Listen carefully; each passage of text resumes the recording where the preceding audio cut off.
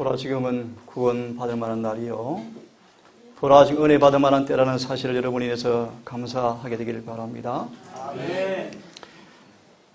우리에게서 은혜가 단절되어진다면, 은혜가 우리에게 임하지 않는다면 어떤 일이 생길까요, 여러분? 그 실물교훈이 마태 21장에 나오는 뿌리채 말라 죽은 무화과 나무의 비유를 상징합니다. 다시 한번 좀 엄숙한 말씀을 드리겠습니다. 여러분, 내가 그 은혜를 받고 있을까?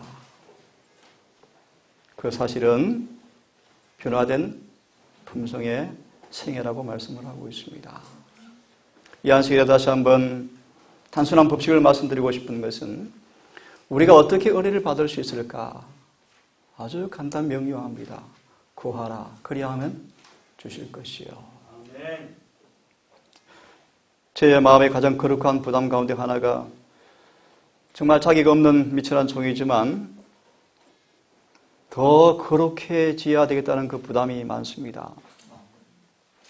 그러면서 우리 한 가지 숙제가 들어옵니다. 더 과감하게 담대하게 기별을 선포해야 되겠다. 예레미야를 요즘 다 읽었습니다. 읽으면서 도무지 비길 수는 없지만 지금은 그런 기별이 단상에 살아나야 되겠다라고 생각이 들었습니다. 부족한 저를 통해 외쳐지는 기별들이 마음을 아프게 하고 상하게 할지 모르지만, 아까 부른 찬미처럼 우리 마음을 두드리시는 주님의 애소한 음성을 들으시고 문을 열기를 바랍니다. 마음 문을 연단 말의 의미가 무엇입니까? 기별에 순복한다라는 뜻입니다. 기별에 순복하다는 뜻이 무슨 뜻입니까? 기별과 조화되지 못하는 모든 죄를 낱낱이 버리는 것을 의미합니다. 이 안식일에 마음을 활짝 여셔서 주님께서 어떻게 말씀하시든지 사무엘처럼 주여 내가 듣겠나이다. 좋은 밭의 사람처럼 어떤 비용이 지불될지라도 말씀에 아멘으로 화답하시는 여러분 되기를 간절히 바랍니다. 아멘. 오늘 이 시간 좀 독특한 특별한 제목으로 이 시간 썼습니다. 사랑의 신비한 이별. 오늘 제목의 출처는 주보에 나온 소망 203페이지 말씀에서 제가 따왔습니다.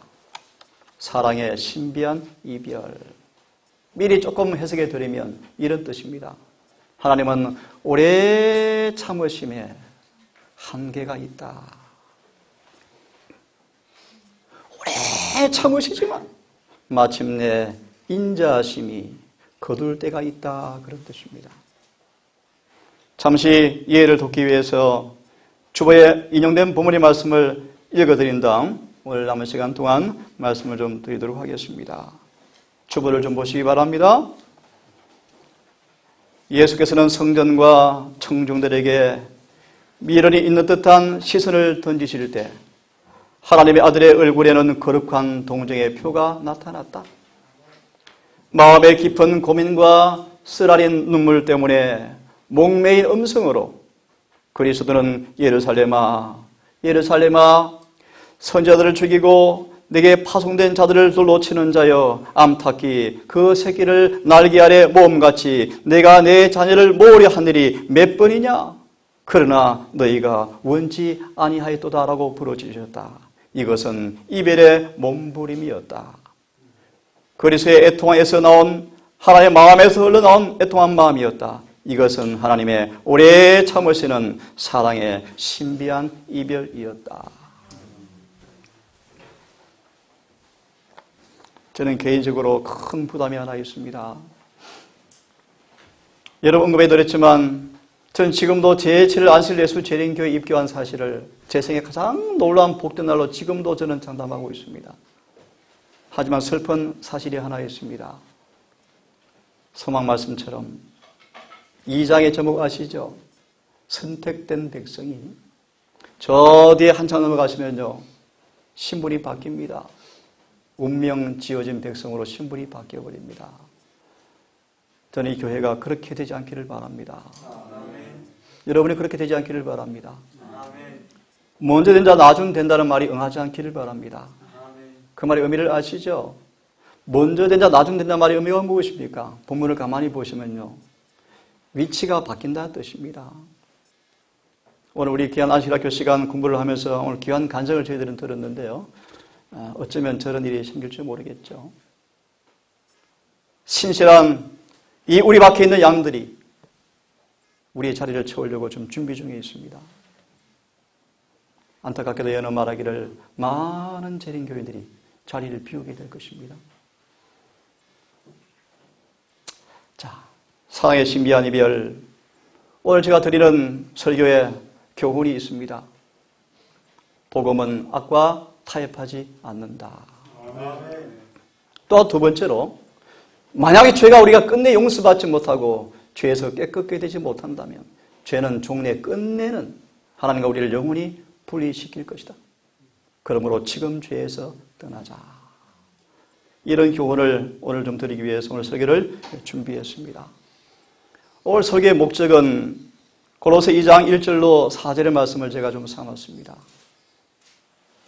읽겠습니다. 내가 너희와 라오디게아에 있는 자들과 무릇 내 육신의 얼굴을 보지 못한 자들을 위하여 어떻게 힘쓰는 것을 너희가 알기를 원하노니 이는 저희로 마음의 위안을 받고 사랑 안에서 연합하여 원만한 이해의 모든 부요에 이르러서 하나님의 비밀인 그리스도를 깨닫게 하려 함이라. 그 안에 지혜와 지식의 모든 보화가 감추어 있느니라. 내가 이것을 말하면 너희가 아무도 공교한 말로 너희를 속이지 못하게 하려 함이라. 어려운 구절이죠. 아주 간단히 표현합니다. 간단하게. 복음의 본질은 예수를 깊이 알므로 예수를 닮는 것이다. 그 이상 없다? 그것이 경험되지 않은 것 전부 속임수다? 속지 말라. 그런 뜻입니다. 여러분 예수를 왜 믿으십니까? 왜 필요하십니까? 그도 말합니다. 우리 안에 그리스도의 비밀을 깨닫게 하려 하심이라. 그 비밀이 뭔가? 어려운 용어죠. 경건의 비밀입니다. 그것이 뭔가? 짧게 말합니다. 우리 안에 어떻게 죄를 해결하시고 의롭게 만드실까? 이것이 경건의 비밀입니다. 이 놀라운 주님의 비밀을 깨닫기를 원하는 목적으로 오늘 제가 말씀을 좀 준비했습니다. 왜 이 주제가 중요할까요? 소망 604페이지는 말씀하시기를 하나님께 대한 그들의 개념이 그들 자신의 품성을 꼴짓기 때문입니다.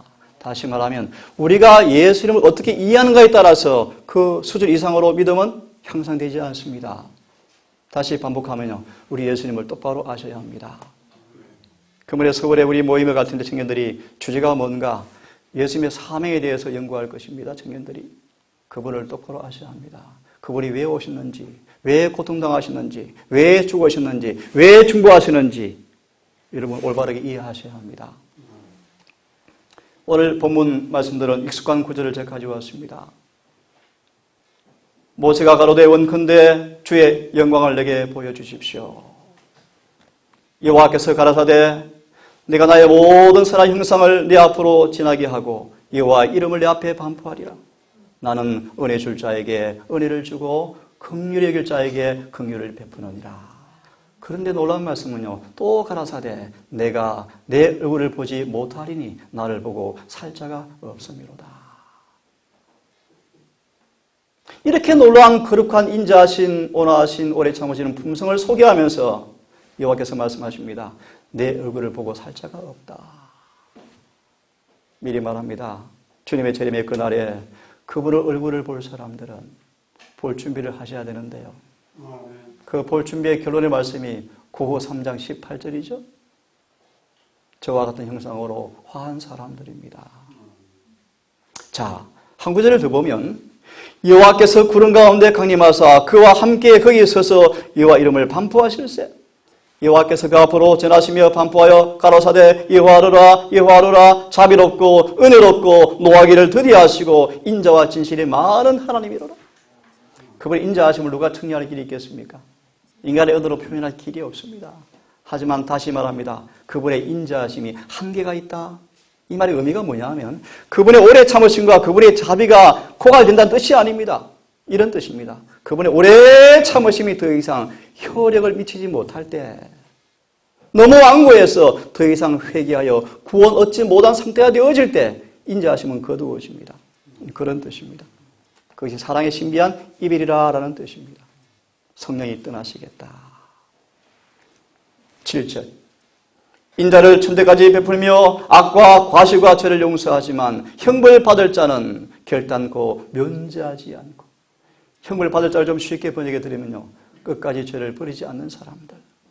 좀 더 직설적으로 말씀드리면 성령께 온전히 순복하여 모든 죄에서 깨끗한 받기를 게을리한 사람들, 그런 사람들 앞에는 결단코 면제하지 아니하고 아비의 악을 자손 3, 4대까지 보응하리라. 어제 말씀드렸죠. 야곱은 거짓말로 지은 죄의 수확물을 톡톡히 거두었습니다. 하나 잊지 마십시오. 우리가 어떤 죄를 짓든 그 죄에 대한 주님의 용서는 받을 수 있을지 모르지만 그 죄의 씨앗의 파종의 열매는 누구도 면제받지 못합니다. 야곱은 그의 범죄로 인하여 두 가지 뭘 거두었다고요? 수확물을 거두었다. 에서의 정오심을 거두었고, 두 번째가 무엇입니까? 아픈 얘기입니다. 12아들들에게 악한 품성이 나타났다. 이것도 혹시 짚어드립니다. 아버지의 죄가 유전된 것은 아닙니다. 부자수자 말씀 보시면 아버지의 감화력으로 아이들도 본받아서 아버지처럼 죄를 지음으로 아버지의 죄에 참여하는 것이지 아버지의 죄가 증가되는 것은 절대 아닙니다. 오인하지 않기를 바랍니다. 32장 출애굽기 34절은 말하기를 이제 가서 내가 내게 말한 것으로 백성을 인도하라. 내 사자가 내 앞서 가리라. 이 무슨 말인가 이런 뜻입니다. 그들이 비록 죄를 지어서 뉘우친 그들에게 주님께서 말씀하십니다. 그래, 다시 내가 너희와 함께 하겠다. 하지만 잘 기억해라. 너희가 지금 마음을 회심하였노라고 하지만 그 죄에서 정말 떠나지 않고 다시 반복하고 또 반복하고 계속 고집하면 지금 너희 죄를 내가 용서해 주고 사면해 주지만 그 죄를 보응할 날이 있다. 그때 그들의 죄를 뭐 할 거다? 보응하겠다. 라는 그런 뜻입니다. 하나 설명을 조금 더 드리면 이런 표현 들어보셨습니까? 칭의는 또 다른 하나의 그 예내신 해석입니다. 집행유예를 선고하는 것이다. 그런 뜻입니다. 우리의 죄가 주님께 증가되어서 용서받지만 그 죄의 기록은 심판대까지 남아 있습니다. 만약 우리가 다시 그 죄를 집어먹고 반복 그 죄를 용서받지 못한 채 남겨두면 이전에 지었던 그 죄까지 우리는 보응받게 될 것입니다.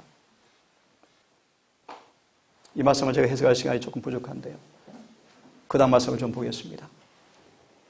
오늘 주제에 연결되는 성경 구절입니다. 예루살렘아 예루살렘아 선지자들을 죽이고 내게 파송된 자들을 돌로 치는 자여 암탉이 그 새끼를 날개에 모음같이 내가 내 자녀를 모으려 한 일이 몇 번이냐. 그러나 너희가 원치 아니하였도다. 보라 너희 집이 황폐하여 버림받으리라. 참고로 다니엘서 계시를 깊이 연구해 보시고 7 교회를 연구해 보시면요, 이 역사가 마지막 교회 안에 철저하게 반복되어 가고 있습니다. 여러분 그걸 느끼셔야 돼요. 다시 보겠습니다. 예수께서 성전과 청중들에게 미련이 있는 듯한 시선을 던지시면서 하나님의 아들의 얼굴에 거룩한 동정의 표가 나타났다. 마음의 깊은 고민과 쓰라린 눈물 때문에 목매인 음성으로 예루살렘아 예루살렘아 선자를 죽이고 내게 파송된 자를 돌로 치는 자여. 생각합니다. 몇 번 너희를 내가 얼마나 자주 불렀느냐. 이것은 이별의 몸부림이었다. 그래서 애통에서 바로 하나님의 마음이 흘러나왔다. 이것은 하나님의 오래 참으시는 사랑의 신비한 이별이었다. 이런 말을 참 듣기 좋아합니다. 우리가 죄를 지으면 그분이 우리를 버리실까? 결코 그렇지 않다. 우리가 그분을 버리는 것이지 그분께서 우리를 버리지 않는다라는 말을 참 듣기 좋아합니다. 하지만 한편으로 맞지만 한편으로 맞지 않습니다. 수많은 성경 예언에서 때때로 말합니다. 하나님께서 임재를 거두시겠다. 하나님이 떠나시겠다라고 표현하십니다. 이 제목을 좀 설명하겠습니다. 이사야 28장 21절 인용하시면서 자비하신 하나님께서 형벌하는 것은 너무나 신기한 일이다. 비상한 일이다. 이와는 어떤 분이십니까? 에스겔 33장 11절 말씀처럼 악인의 죽는 것도 기뻐하지 않는 분이십니다. 은혜롭고 노하기를 드디어 하시고 인자와 진실이 많은 분이십니다. 그분이 어떻게 인자를 거두시고 심판을 하실까요? 이것이 너무나 뭐하다? 기이한 일이다라고 이사야는 말씀하고 있습니다. 출애굽기 34장 7절을 인용하시면서 형벌받을 자는 결단코 면제하지 않으신다. 여호와는 노하기를 드디어 하시며 권능이 크시며 죄인은 결코 사하지 아니하시느니라. 의의 가운데서 행하시는 무서운 일을 통하여 하나님께서는 당신의 짓밟힌 율법의 권위를 옹호하실 것이다. 율법을 범한 자들에게 내릴 심한 형벌의 정도는 주님께서 공의를 집행하시기까지 오래 참으신 것으로 우리는 헤아려 볼 수가 있다. 하나님께서 오래 참으시고 그분께 헤아려 보시는 죄의 분량이 차기까지 형벌하지 않고 버려두시는 그 백성들은 마지막으로 자비가 섞이지 않은 진노의 잔을 마시게 될 것이다.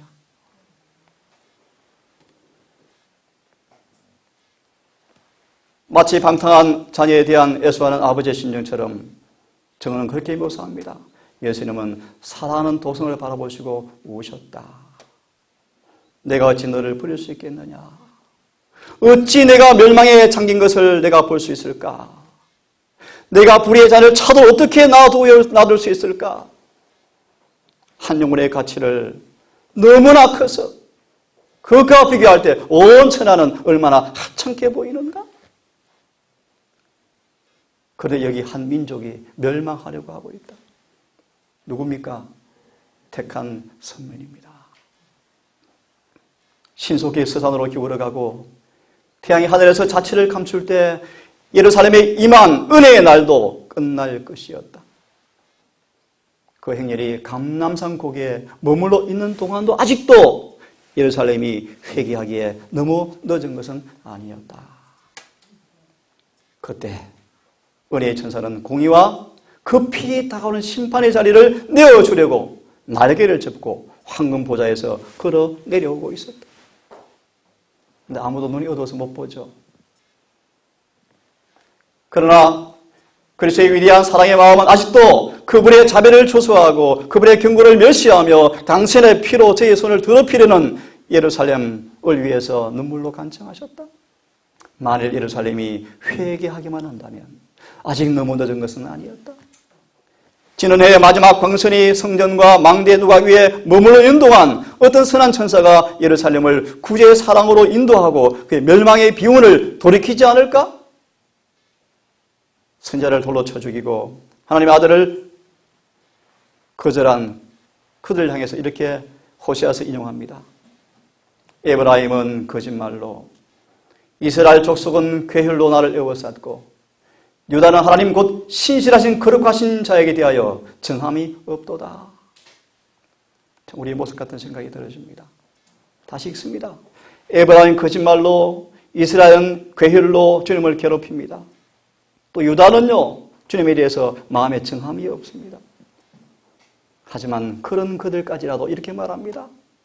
그런 에브라임이여 내가 어찌 너를 놓겠느냐? 이스라엘이여 내가 어찌 너를 버리겠느냐? 어찌 너를 아드마같이 놓겠느냐? 어찌 너를 스보임같이 두겠느냐? 내 마음이 내 속에서 돌아서 나의 긍휼이 온전히 불 붙는 듯 하도다. 우리를 향한 주님의 애끓는 신령의 표현입니다. 그래서 이렇게 우리에게 경고합니다. 그러므로 어디서 떨어진 것을 생각하고 회개하여 처음 행위를 가져라. 만일 그리하지 아니하면, 회개치 아니하면 내가 내게 임하여 내 촛대를 그 자리에서 옮기리라. 라고 우리에게 슬픈 경고를 하십니다. 아울러 또 말씀하십니다. 내가 이같이 미지근하여 더 없지도 아니하고 차지도 아니하니 내 입에서 너를 토하여 내치리라. 여러분 잊지 마십시오. 혹자는 그럽니다. 이 말씀을 라오디게아 교회 기별이 아니라고요? 아닙니다. 예내신 말씀 보시면요.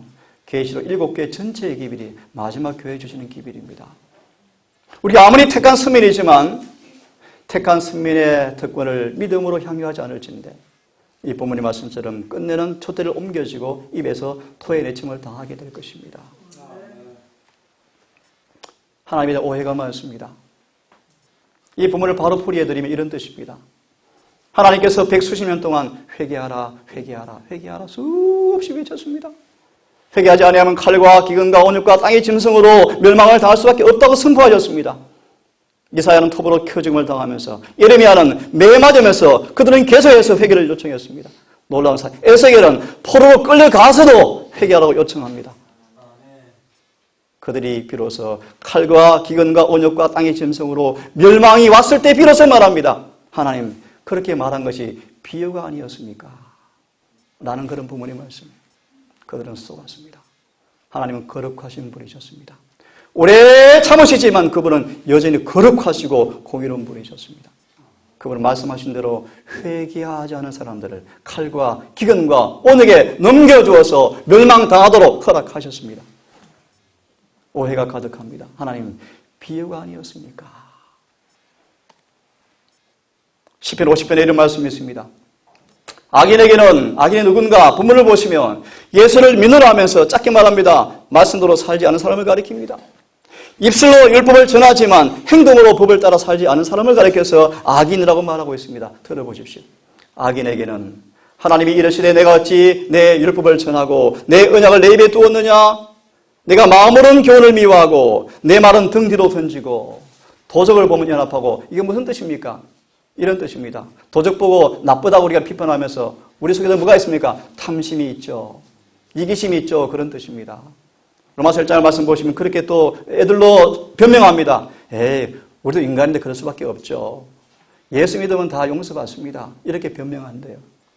돌아옵니다. 도적을 본적이 연합하고 가랑한 자와 함께 동료가 되어지고 내 입을 악에게 내어주고 혀로 괴사를 행하고 형제를 공박하고 어미의 아들을 비방하고. 한마디로 말합니다. 율법을 입술로 자랑하지만 행동으로 날마다 죄를 범하지만 주님께서 오래 참으셨습니다. 들어보십시오.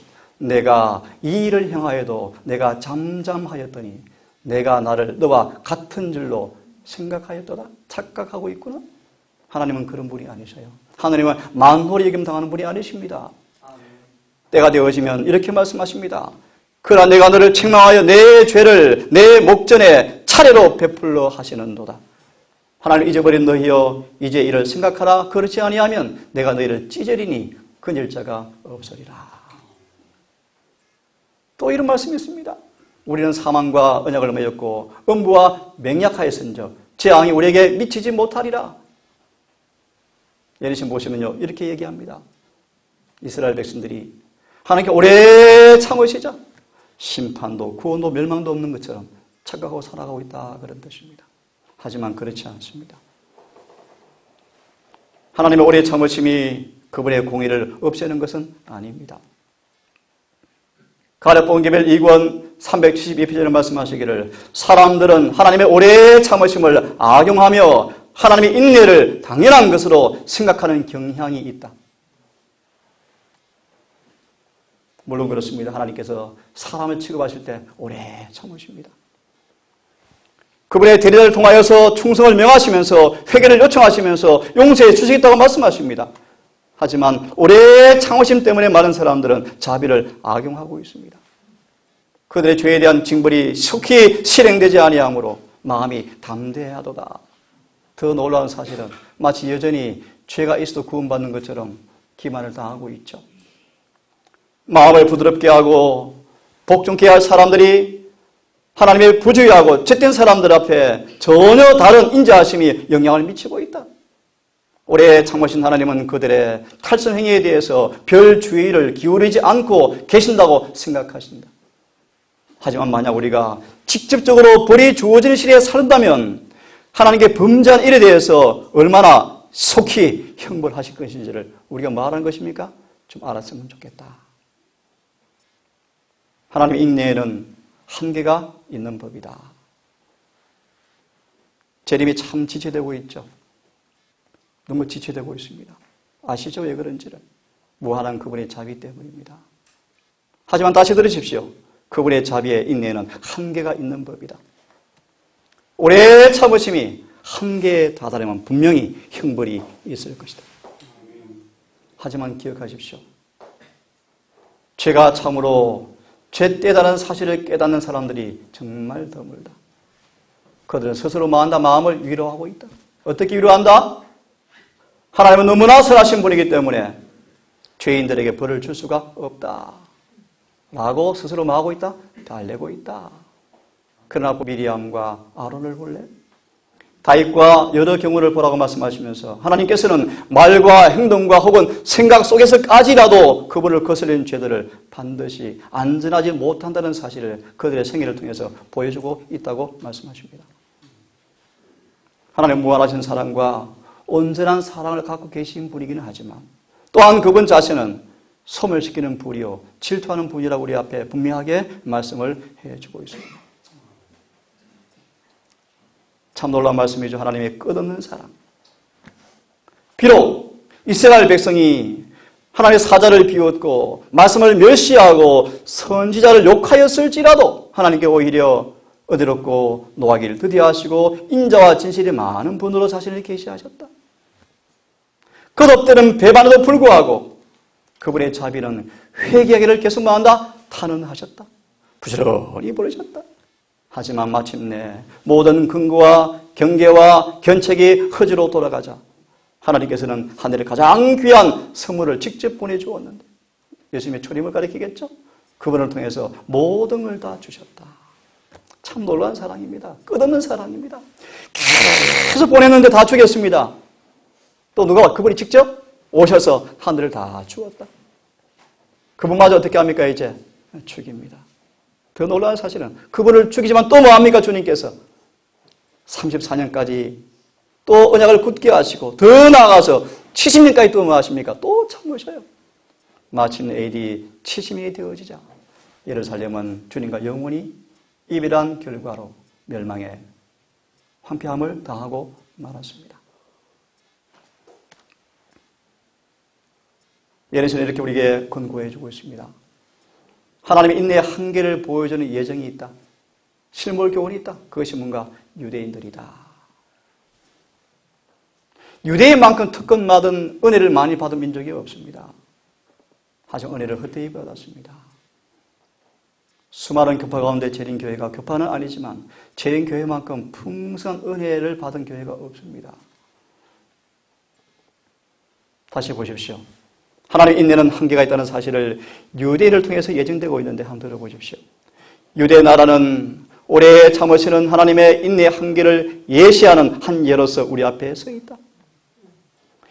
예루살렘 멸망은 세계 멸망을 상징한다.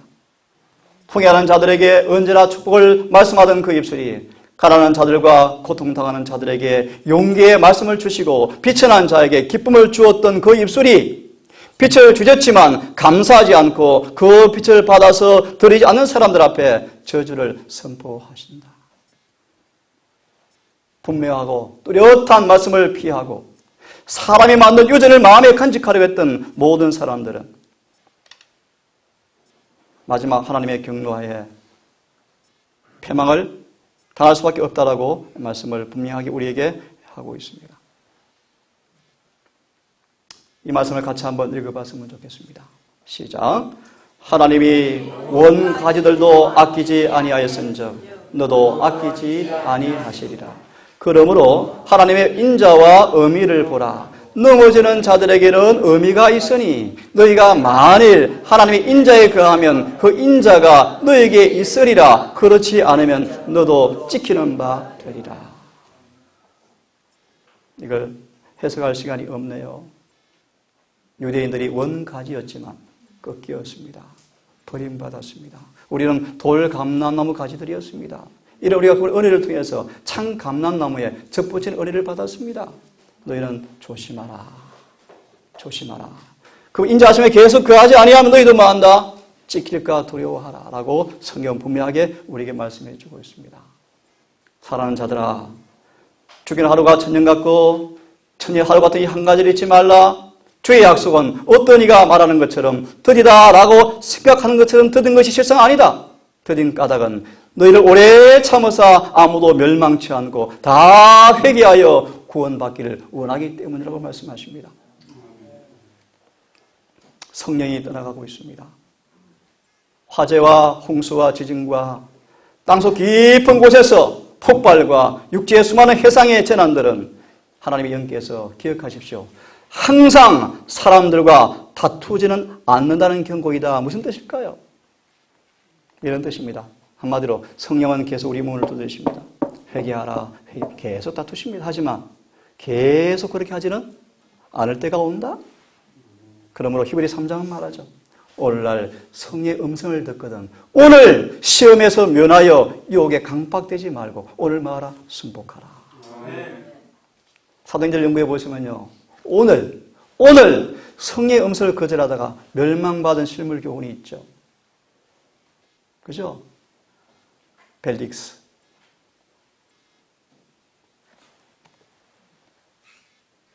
빌라도. 성령은 점점 떠나가고 있습니다. 우리 앞에 큰 사건이 정황이 우리 앞에 부인할 수 없을 만큼 눈에 확실하게 보여오고 있습니다.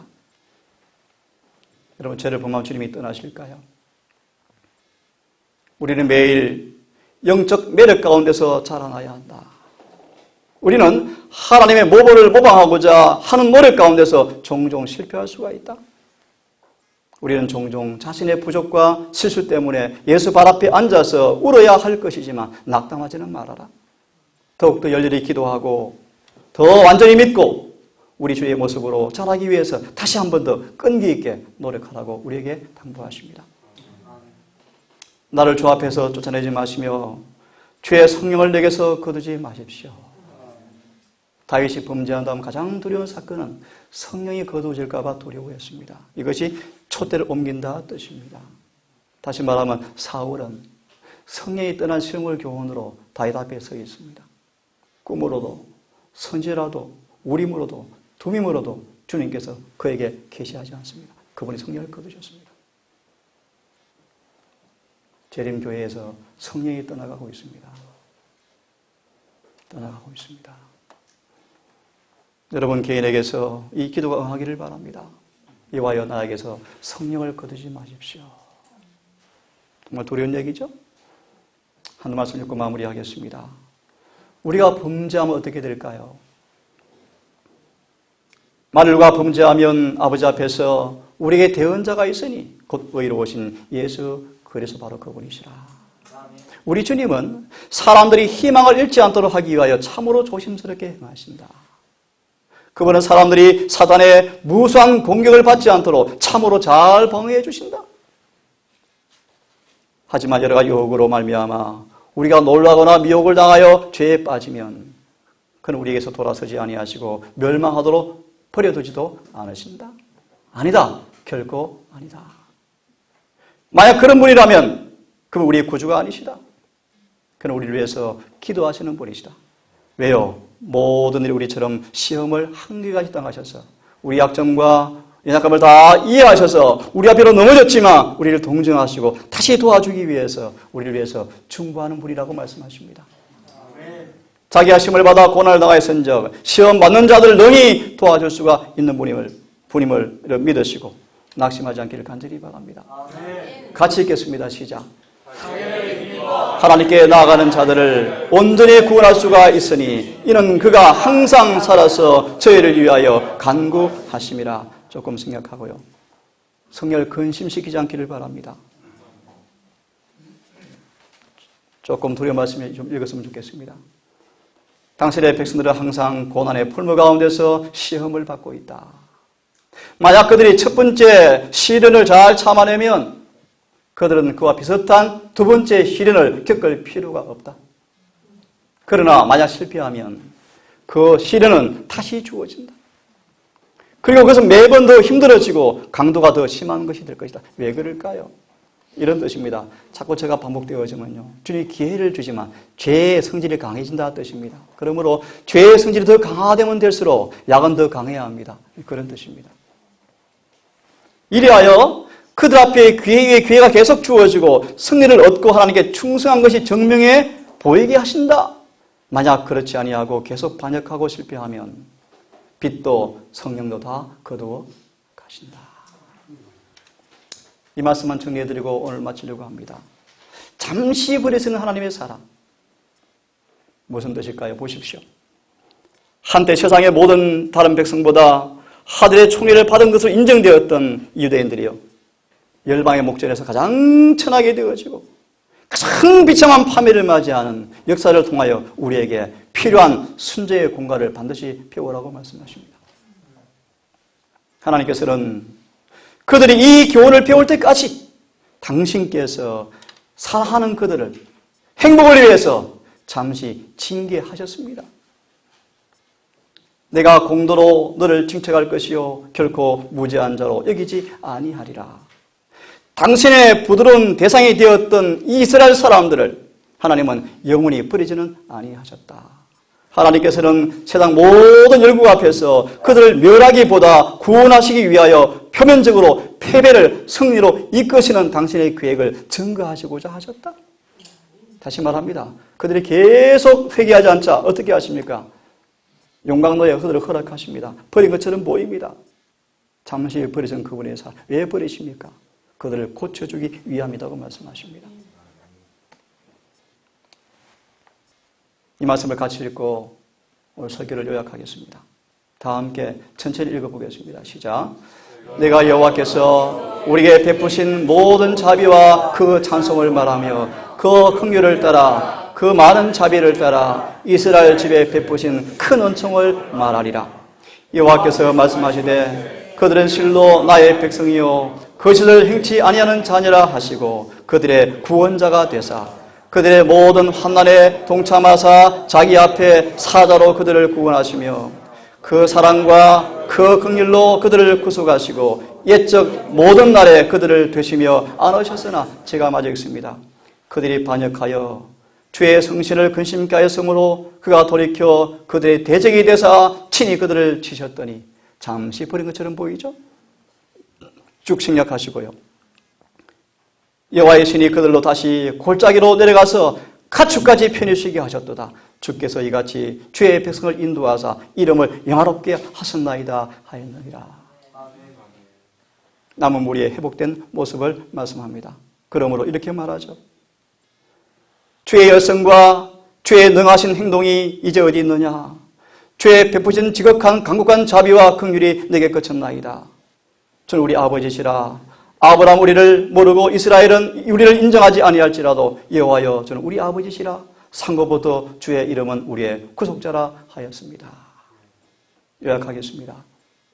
우리가 비로 범죄하면 잠시 버림받은 것 같은 환경을 허락하신답니다. 그까지 우리를 징계하셔서 고쳐주시고 다시 회복하기 위함이라고 말씀하십니다. 이렇게 마무리하겠습니다. 하나님은 때가 되시면 인내의 한계가 올 때가 되어지며 자비는 거두어지고 고의가 집행되어지며 두려운 말씀입니다. 자비가 섞이지 않은 진노가 임할 때가 멀지 않았습니다. 사랑 이별의 몸부림이 임하기 전 여러분, 그분이 우리를 영원히 떠나시기 전 회개하고 첫사랑으로 회복하기를 간절히 바랍니다. 여러분 모두의 삶 속에서 늘 주 인자하심과 의미하심에 거하면서 그분의 간합하시는 분명한 확정 가운데서 신앙하시는 아름다운 복을 누리시다가 재림을 준비하시는 모두가 되기를 간절히 바라면서 오늘 말씀을 마치겠습니다. 너희는 여호와를 만날 만한 때에 그를 찾아라. 그가 가까이 계실 때에 그를 부르짖으라. 진심으로 여호와를 찾는 자들은 만나고 함께 하신다는 약속에 주님 감사합니다. 우리를 향하여 오래 참으시는 그 놀라운 자비로 인하여 오늘까지 우리가 생존케 하시고 무수히 반역하고 무수히 배도했지만 여전히 끝없는 사랑으로 우리를 인도하시는 아버지 참으로 감사합니다. 하지만 오늘 본문의 말씀을 통하여 본 것처럼 정직한 경고를 통하여 속이 죄에서 떠나는 부흥의 경험이 우리 속에서 있기를 원합니다. 죄의 삶의 놀라운 경험과 죄의 타락과 부정에서 깨끗해지는 승화의 경험을 통하여 날마다 죄에서 정결해지는 그런 경험이 우리의 경험으로 와닿기를 원합니다. 아버지의 그런 믿음과 성령을 허락하셔서 우리 모두가 그 일에 실패하지 않도록 도우시고 최후의 전쟁을 믿음으로 승리하여서 죄의 존전에 흠없이 서는 그날까지 바울처럼 살아갈 수 있도록 인도해 주시옵소서. 이제 예배를 파하고 남은 안식 오후를 보낼 때 해가 지도록 우리 모든 성도의 걸음을 믿음과 진리 안에 굳게 세우게 하셔서 더럽힘 받지 않도록 하시고 주님과 거룩한 교제를 통하여 더 거룩해지는 은혜가 안식일 내내 경험될 수 있도록 우리와 함께 해주시기를 우리를 사랑하시는 예수님의 이름 의지하여 감사하며 기도 올리옵나이다. 묵상으로 예배를 마치겠습니다.